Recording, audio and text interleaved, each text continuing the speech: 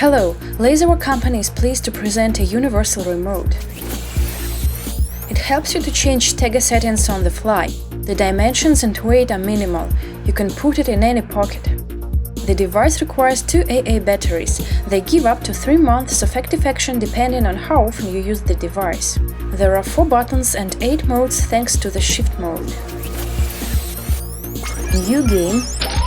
Waiting for orders. Change team color. Red team. Double health.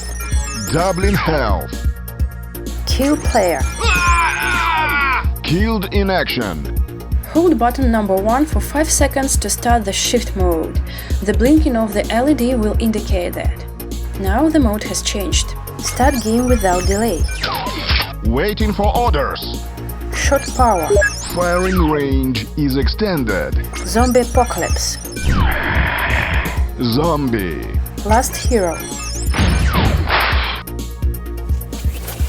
If the default modes are not enough, you can change them.